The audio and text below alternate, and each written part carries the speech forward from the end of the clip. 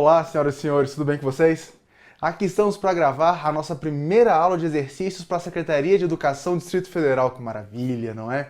Meus caros, na aula de hoje nós vamos começar a resolver a prova de 2008, que foi uma prova de professor de História montada pelo CESP, para o próprio concurso da Secretaria de Educação. Então, assim, atualmente é o melhor ponto de partida que a gente pode ter. A gente vai estar trabalhando com a banca atual, com o conteúdo atual, né? Vamos ter ali uma chance de entender um pouco como a banca está pensando nessa prova, beleza? Então, de olho aí na tela, meus caros, a aula de hoje é SEDF, professor de História, comigo, que sou professor de História.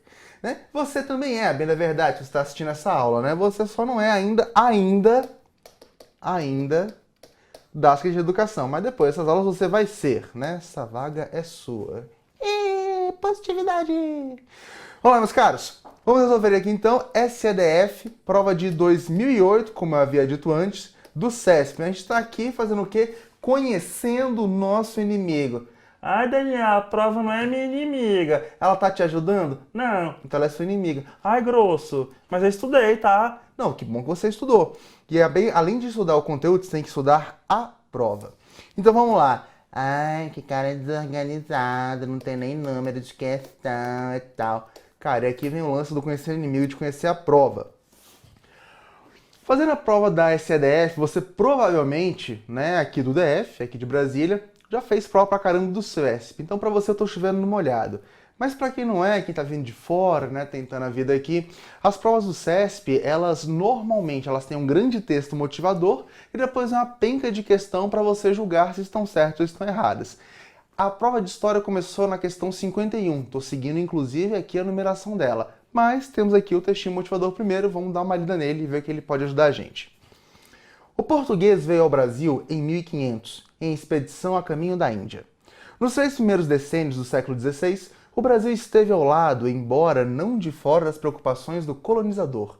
Algum comércio se fez, houve pequenas expedições e alguns portugueses ficaram.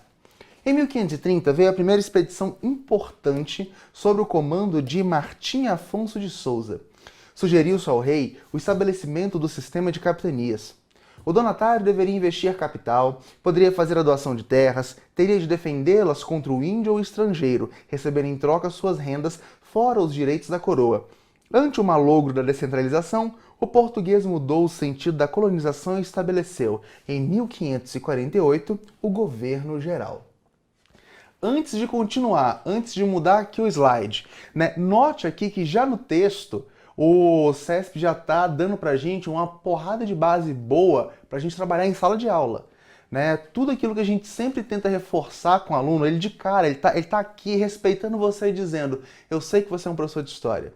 Eu sei que você contextualiza a chegada de Portugal ao Brasil falando primeiro da passagem na Índia. Eu sei que você entende que do ano 1500 a 1530, mais ou menos, o que você tem ali é uma pré-colonização, né? O Brasil pré-colonial, já somos uma colônia. Mas que a colonização de fato acontece com Martim Afonso de Souza em 1530, quando você vai ter a plantação da cana-de-açúcar no Brasil. Ele fala aqui das capitanias hereditárias. E você, professor, reconhece aí um caráter feudal, mas sabe que estamos na Idade Moderna. Né, que você não pode fazer ali essa confusão. E você também sabe, né, mas só para reforçar aqui, só para relembrar, que esse tipo de capitania não é algo, oh meu Deus, vamos criar agora para o Brasil, que maravilha, não. Isso daqui existe já em Portugal há muito tempo. Madeira, Açores, são exemplos de colonização e capitanias. Era a primeira vez que você fazia capitanias tão grandes, com faixas de terra tão gigantescas, mas essa forma de organização você já fazia. Né? Normalmente, em time que está ganhando, você não mexe. Portugal faz isso já há muito tempo. No Brasil vai fazer também. Beleza? Vamos continuar a leitura aí no próximo slide. O traço básico da economia era a ausência de autonomia do produtor, dependente de outro centro. A colônia existia para a metrópole. Isso daqui é todo o ideal, né, que a gente conhece, fazendo aqui só um parêntese. Todo o ideal que a gente conhece, né, de pacto na Idade Moderna. Que pacto? Com o demônio, né? Não, claro que não, né? De pacto aqui, você sabe muito bem que eu estou falando do pacto colonial. Fornecedora de bens primários, a colônia entregou-se à agricultura ou à atividade extrativa, vegetais ou minerais, sendo-lhe, em regra, vedada a indústria. Na formação étnica e cultural, o fator predominante foi o português. Isso daqui é complicado. Né? Sabemos que recentemente estamos aí próximos de uma nova matriz, onde você está justamente colocando, como é que eu posso dizer? Você está colocando em foco o índio, o africano, né? Você vê, essa afirmação aqui num texto né? Atualmente é interessante. Os nativos, os índios, encontravam-se no estágio da Idade da Pedra, contrastando com os núcleos encontrados pelos espanhóis. A ação indígena para a formação do Brasil pode ser contada na agricultura, técnicas e espécies, na coleta de resinas e fibras, nos utensílios e instrumentos de caça e pesca. Deles, folclore, magia, lendas e vocabulário foram, em pequena parte, incorporados. A influência máxima do negro africano deu-se no trabalho, mas também na alimentação, no folclore, nas crenças religiosas, na música e na dança. A presença do negro assinalou fundamentalmente a etnia brasileira. Acho que aqui era fundamentalmente, eu devo ter copiado errado. A etnia brasileira, sendo o século XIX marcado pelo problema da luta contra a escravidão e por certos conflitos étnicos que se projetam até nossos dias. Esse daqui é um parágrafo interessante que se mantém atual. A presença do negro assinalou fundamentalmente a etnia brasileira, sendo o século XIX marcado por problemas de luta contra a escravidão e por certos conflitos étnicos que se projetam até nossos dias. Então olha que interessante, em 2008, a ONB, ela não reconhecia, CESP, né, não reconhecia 8 anos atrás as etnias africanas e indígenas como sendo as máximas da formação do nosso caráter, né? Então, eu recomendo você levar isso para a prova. Se tiver uma redação, você pode dissertar, etc e tal, a importância de você fazer essa integração, mas aquele de cara tá pegando um texto e está dizendo, olha, a maioria da nossa cultura, ela vem de Portugal, beleza? E a gente não tá botando dedos aqui dizendo que é bonito, que é feio, só está constatando uma realidade. Então vamos lá. Agora começam as questões. 51. Ah, que boa ideia. Que ridículo. A colonização do Brasil coincidiu com a denominada Idade Moderna. Opa, falei isso, hein?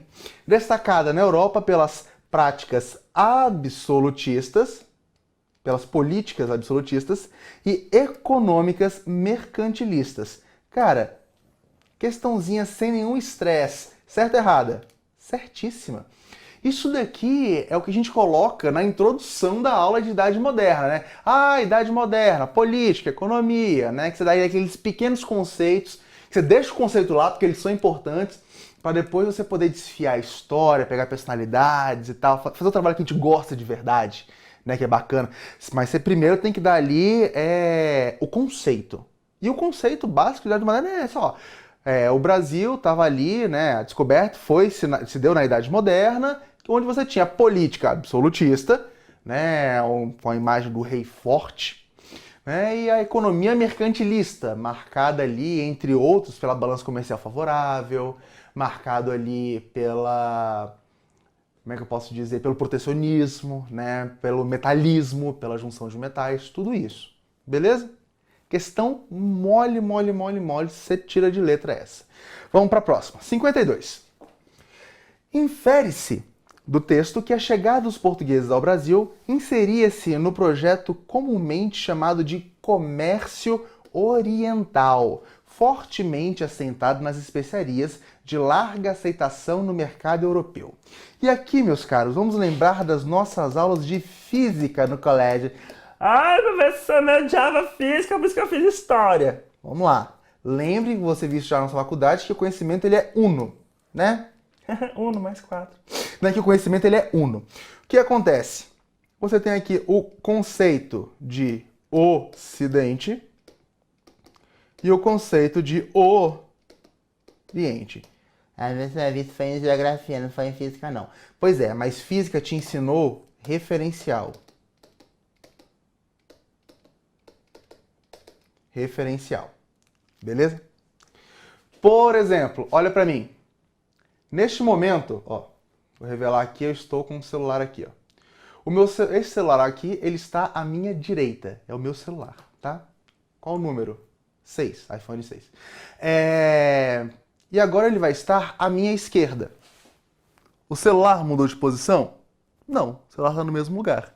Entretanto, eu mudei de posição. O meu referencial mudou, fazendo com que ele deixasse de ser esquerda ou direita. Né? A mesma coisa acontece quando a gente pensa em Ocidente e Oriente. Se você está ali naquela tensão de prova, é a coisa que eu tenho que falar para você sempre, é mantenha a sua calma, você sabe o que você está fazendo. Você pensa em Oriente, caramba, Japão. Não tem japonês aqui, tá errado, cara.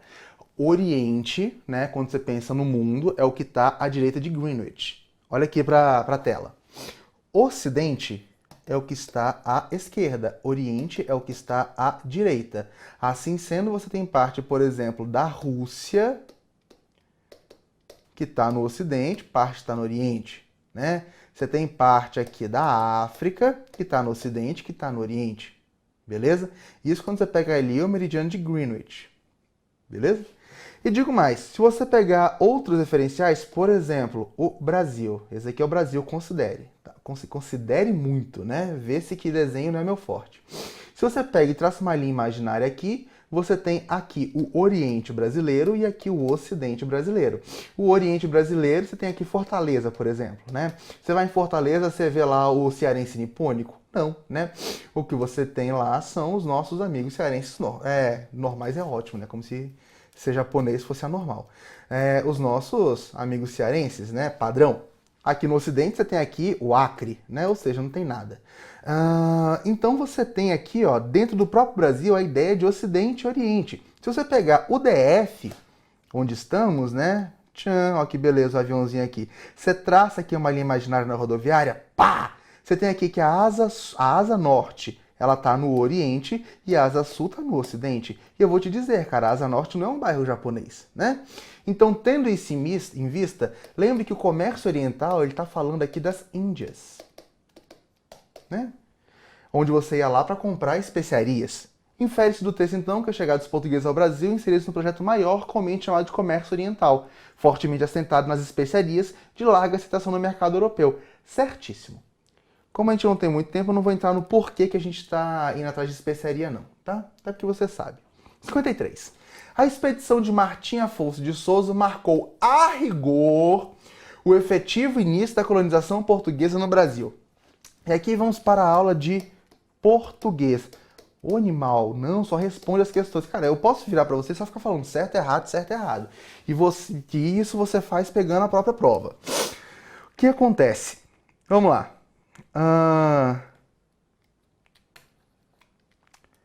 Ganhei flores. Beleza? Essa frase aqui, ganhei flores. Quem ganhou? Eu. Ganhar, verbo transitivo direto. Ganhei o quê? Flores. Por que ele é direto? Porque ele, para chegar aqui no objeto, ele não transita por uma preposição. Então ele é transitivo direto. Se ele passasse por uma preposição, ele era transitivo indireto, porque o trânsito dele passou por uma preposição. Vamos lá. Ganhei flores. Olha que magnífico, né? Eu te falo essa frase, você com certeza formou uma imagem mental. Agora, se eu falar, ganhei flores feias, eu aposto com você que as ideias que eu tenho aqui, que você montou aqui de ganhei flores para ganhei flores feias, foram diferentes. A mesma forma, se eu falar ganhei flores, olha que bacana, flores vermelhas, já formou uma ideia aqui, vermelhas mortas. Ai, credo. Conforme eu fui adjetivando aqui a palavra flores, você foi mudando sua construção. O que acontece, meus caros? Dependendo de como você está flexionando, né, modificando, seja o verbo, no caso aqui de marcar, seja o substantivo, né? Não importa se está marcando aqui, se você está colocando adjuntos, sejam eles adnominais de nome, né, ou adverbiais de verbo, você está mudando o sentido da frase. Se eu tivesse só aqui, deixa eu pegar aqui até um pretinho básico. A expedição de Martim Afonso de Souza marcou o início da colonização portuguesa no Brasil. Essa questão era errada. A expedição de Martim Afonso de Souza marcou, a rigor, o início da colonização no Brasil. Já posso, né, inferir que está certo isso daqui. Quando ele fala marcou a rigor o efetivo início, quando ele fala efetivo início, ele diz que já houve um início anteriormente e que rigorosamente esse efetivo início aqui, né, só aconteceu, né, você só começou a falar, não, agora eu tenho aqui uma colônia para chamar de minha, com a expedição de Martim Afonso de Souza. Numa boa, se você tivesse prestado atenção no texto, isso aqui não é nem a questão de história, interpretação de texto, você tinha matado essa questão e de se falado que ela estava certa. Porque de fato ela está. Beleza? 54. O sistema de capitanias, por sua característica, alguma das quais mencionadas no texto, ficou a tendência de se promover no Brasil a distribuição equitativa de terras. Tá de sacanagem, né? Não preciso de ler no resto, mas vamos. Equitativa de terras em glebas de reduzida dimensão, processo que se aprofundaria nos séculos seguintes. Cara, se fosse assim, você não tinha até hoje pessoas clamando por reforma agrária. Vai por mim, eu trabalho no ministério, eu trabalho no meio da esplanada. Cara, uma vez por mês a gente vê passeata de alguém pedindo reforma agrária. Então, como você vê na sua tela, a questão está 54 errada. Vamos para a 55. 55. Cadê? No segundo parágrafo do texto, o autor sugere... No segundo parágrafo do texto, o autor sugere ter sido instituído no Brasil o Pacto Colonial, próprio do mercantilismo, caracterizado pelas relações de subordinação e dependência da colônia em relação à metrópole. Entenda que essa questão ela tem duas partes. Primeira parte, vamos ver aqui o conceito. A gente vai fazer aqui o conceito primeiro só porque está mais prático para a gente. Mercantilismo. Caracterizada pelas relações de subordinação e dependência da colônia em relação à metrópole. O mercantilismo... Aqui, ó. Pacto colonial, desculpa, próprio do mercantilismo. Pacto colonial caracterizado pelas relações de subordinação e dependência da colônia em relação à metrópole. O pacto colonial é isso mesmo? Conceitualmente está certo? Está certo. A grande sacada aqui só agora é, olha aqui a questão. No segundo parágrafo do texto, o autor sugeriu isso daqui. Mas tem que pacientemente voltar lá no seu texto, né, e ver se realmente isso daqui está colocado. Segundo parágrafo, tcharanã. A colônia existia para a metrópole, fornecendo bens primários e tal, não sei o que. Até botei pacto colonial. Pois é, né? Você que já tem aí a experiência, você que já conhece a matéria, você já trabalha com isso, você leu, já identificou. É só uma questão realmente ali de olhar, ver se estava certinho, se era isso aí no texto. Tá certo. 55, certo. 56, então. Em decorrência do rápido esgotamento da mineração, adotou-se na colônia a agricultura intensiva voltada para o mercado externo, a cana-de-açúcar produzida prioritariamente em São Vicente e em escala menor no Nordeste brasileiro. Onde é que está o erro dessa questão? Em decorrência do esgotamento da mineração, você foi para a agricultura. Errado. Depois de falhas na agricultura, eu nem vou dizer que foi um esgotamento, não. Porque a gente sabe que toda a questão aqui é muito maior, tem uma relação com a Holanda, onde o Brasil, no meio da União Ibérica, ele deixa de ser o foco produtor, né, depois que a União acaba, o foco produtor de cana-de-açúcar, né? E acaba perdendo esse espaço para a Holanda, que estava cultivando nas Antilhas, com os segredos de plantio de Portugal, com os segredos de plantio da cana-de-açúcar. Então isso levou ali à falência da cana-de-açúcar. Não foi nem porque a gente plantou em excesso, porque até hoje o Brasil produz cana-de-açúcar. Você vai no Nordeste, você tem regiões que são tradicionalmente produtoras de açúcar. Mas quando ele acaba, aí é que você começa a ter a mineração. E você também sabe disso, questão muito fácil, ela tá o quê? Errada. Né? Tá aí no gabaretes. É de errado. 57. No texto, sugere-se que, salvo algumas exceções, as populações nativas do Brasil que os portugueses encontravam equiparavam-se culturalmente aos incas e os maias. Não, cara. Quando a gente lê o texto, o que nós vimos foi justamente o contrário. Que, ao contrário do que você teve achado, né, encontrado pelos espanhóis, os espanhóis eles chegaram ali na América Central e encontraram Inca, Maia, Azteca, Peteca, Biblioteca, né, todo mundo lá. Ao contrário dessa galera, os portugueses encontraram aqui no Brasil o que, de acordo com o texto, era uma sociedade ainda na Idade da Pedra. Né? Uma sociedade que a gente vê ali, quando a gente vai estudar a evolução do indígena brasileiro, do nativo, etc e tal, você vê que ele já tinha ali as evoluções, principalmente de asseio, né? Tanto que até hoje a gente toma banho graças a eles, obrigado português, obrigado índios, né? Tinha gente que deveria ser mais índio do que é atualmente, infelizmente não é. Mas era uma galera que tecnicamente, principalmente, está na Idade da Pedra. Né? Pelo menos é o que a autora disse, né? O que o texto aqui diz. Beleza?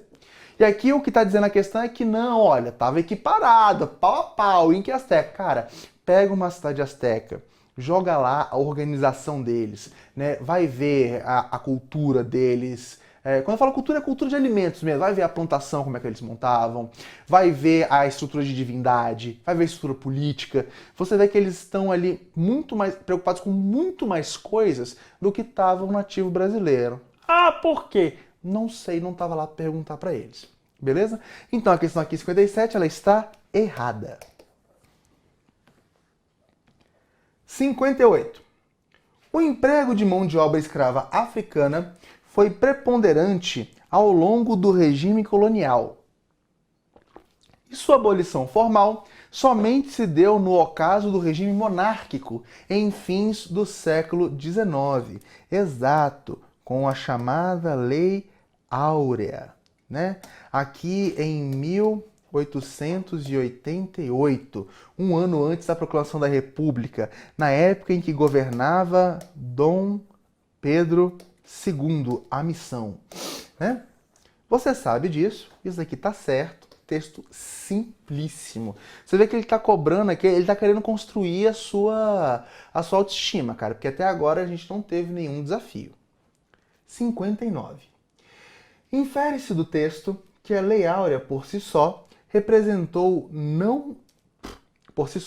não representa... Eita! De novo. Infere-se do texto que a Lei Áurea por si só não representou resposta ao desafio de incorporar à cidadania brasileira o expressivo contingente de libertos africanos e afrodescendentes. Ó, infere-se do texto que a Lei Áurea não representou resposta à incorporação de cidadania ao contingente de escravos libertos. O que ela está dizendo basicamente é que a Lei Áurea ela não resolveu plenamente a vida do negro, né, seja ele africano ou afrodescendente, aqui no Brasil.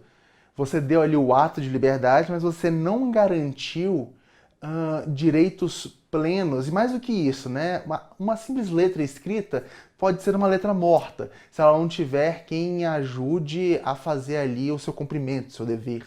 Né? Por isso que o Brasil é um país onde algumas leis pegam e outras leis não pegam, pela falta de fiscalização, muitas vezes pela falta de lógica mesmo. Né? Eu pergunto a você, desde que foi publicada a Lei Áurea, estamos libertando os escravos, beleza, né? Você passou a ter igualdade? Seja sincero, vai, bota a mão no coração. Você passou a ter igualdade em todas as etnias? Não, né? Então essa lei por si só, ela bastou para que você tivesse aqui esse status de igualdade cidadã entre todos? Não. Então o texto está certo ou está errado? Ele está dizendo que não representou, o item está certinho. Beleza? Beleza. E vamos lá para a questão 60. Você vê que a gente já foi aqui da 51 a 60 no estirão, né? A gente está indo num ritmo bom. Na atualidade, a adoção das chamadas políticas afirmativas em relação aos negros brasileiros, ainda que não aceita consensualmente, ou seja, nem todo mundo aceita, né? Busca ser uma tentativa de reparação da histórica exclusão de que esse segmento foi vítima. Ah, eu sou contra! Eu sou por favor! Ah, vamos brigar! Round one! Fight! Olha que full! Cara, não me interessa se você é contra ou a favor de políticas afirmativas. Não me interessa se você acha elas certas. Não interessa. Entenda o que o texto está dizendo. A adoção de políticas afirmativas busca ser uma tentativa de reparação da histórica exclusão que esse segmento foi vítima. Ah, mas não tem que reparar!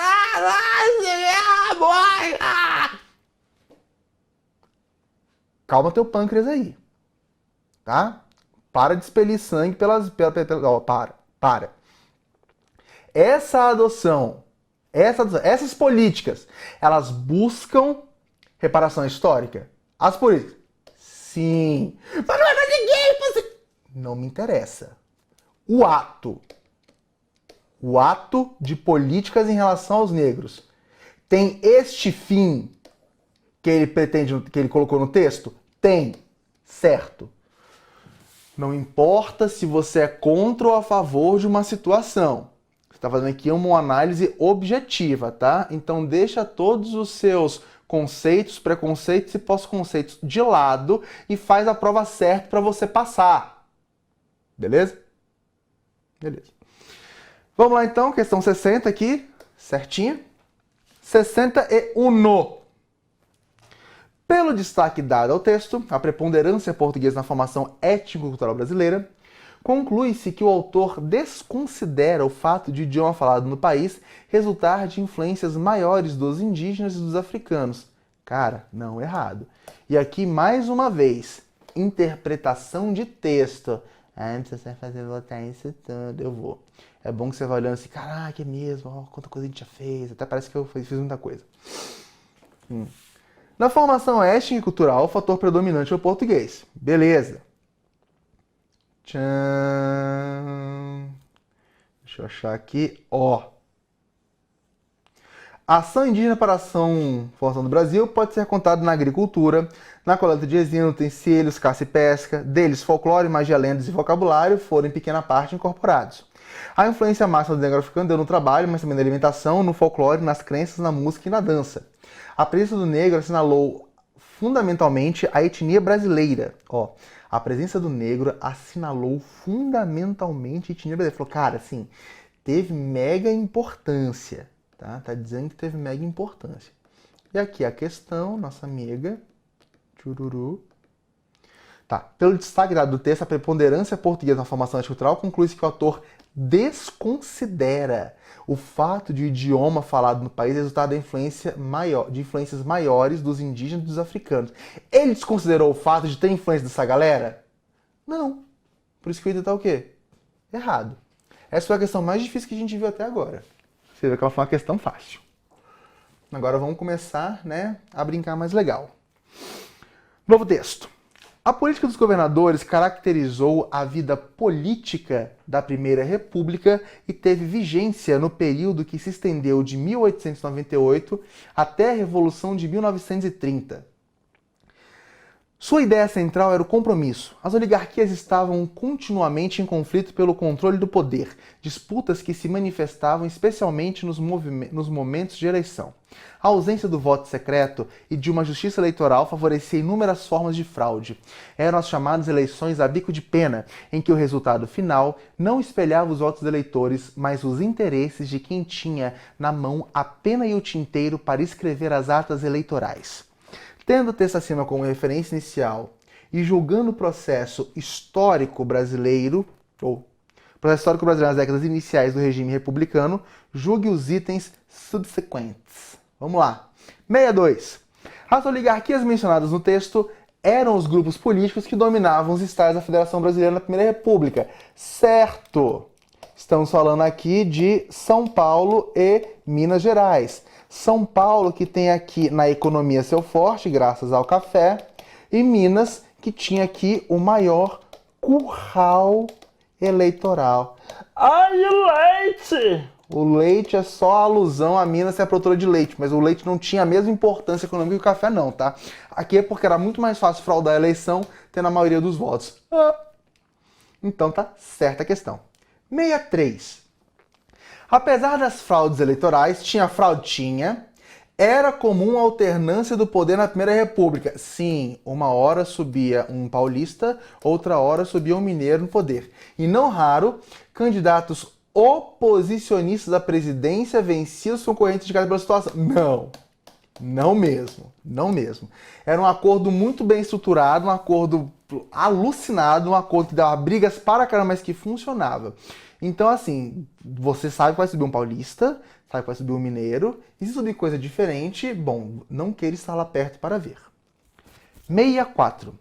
Nomes falsos de eleitores, que beleza, ó.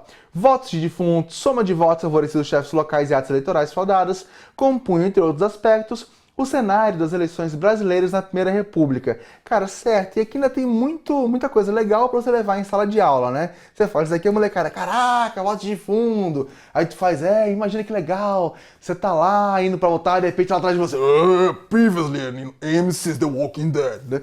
Fala essas paradas, a molecada se amarra, né? E o que é uma verdade, né? A nossa política, ela é uma piada desde sempre. Próxima questão, 65. A Revolução de 30, cujo objetivo era extinguir as estruturas viciadas do regime republicano, leia-se café com leite, mas acho tão gostoso de manhã, incorporava em seu ideário o grito de descontentamento do movimento tenentista em face da situação vigente do país. Ele está dizendo que a Revolução de 30 tinha o tenentismo lá no meio. Tinha. Vargas, ele era do exército, ele conhecia essa galera. Ele falou, vamos galera. O pessoal falou, bora. 66. Os 15 anos da Era Vargas corresponderam ao início da modernização econômica do país. Sim. É nóis. E da consolidação das instituições plenamente democráticas no país. Né? Porque Vargas foi democrático pra caramba, né, jovem? Há de ter sido, né? Errado. Meus caros, por hoje é só. Né? Nós somos aí da questão 51 a 66. Se preocupa não, que a gente já tem muita questão para fazer dessa prova. Né? E vamos sempre assim tentar, na medida do possível, fazendo comentários tanto sobre o conteúdo quanto com a prova.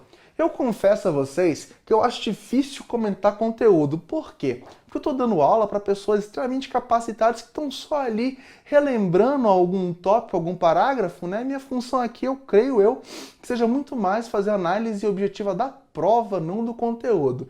Mas, né, um comentário aqui, outro ali, não mata ninguém. Até porque vai que você acha algo útil aí, né?